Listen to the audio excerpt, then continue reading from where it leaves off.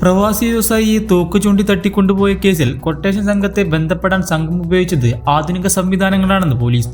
പ്രവാസി വ്യവസായിയെ തോക്ക് ചൂണ്ടി തട്ടിക്കൊണ്ടുപോയ കേസിൽ അറസ്റ്റിലായ ബന്ധുവിനെ തിരികെ കോടതിയിൽ ഹാജരാക്കി. വണ്ടൂർ സ്വദേശിയായ വ്യവസായി VP മുഹമ്മദ് അലിയെ തട്ടിക്കൊണ്ടുപോയ കേസിലെ പ്രതിയെയാണ് തിരികെ കോടതിയിൽ ഹാജരാക്കിയത്.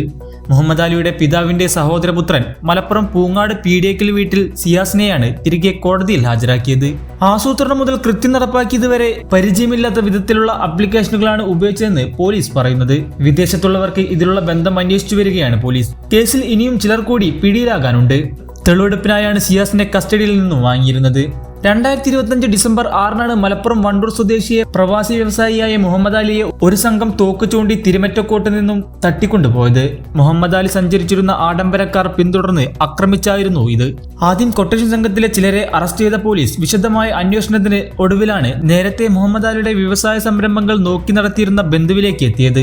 ഇയാൾ നൽകിയ കൊട്ടേഷനാണിതെന്നാണ് കണ്ടെത്തൽ. സിയാസിനെ സംരംഭങ്ങളിൽ നിന്നും മാറ്റിയതിന്റെ വൈരാഗ്യത്തിന് പുറമെ മോചനദ്രവ്യം കൂട്ടി ലക്ഷ്യമിട്ടായിരുന്നു തട്ടിക്കൊണ്ടുപോകലെന്നായിരുന്നു കണ്ടെത്തൽ.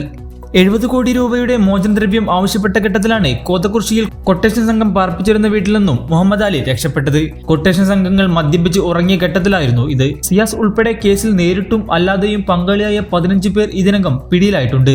ശരീരമാകെ പരിക്കേറ്റ മുഹമ്മദ് അലി ദിവസങ്ങളോളം വാണിയംകുളത്തെ സ്വകാര്യ ആശുപത്രിയിൽ ചികിത്സയിലായിരുന്നു. ശാസ്ത്രീയമായ അന്വേഷണത്തിനൊടുവിലാണ് മുഖ്യ സൂത്രധാരൻ പിടിയിലായത്. The pleasure of personal banking. Mannarkkad rural service സഹകരണ ബാങ്ക്.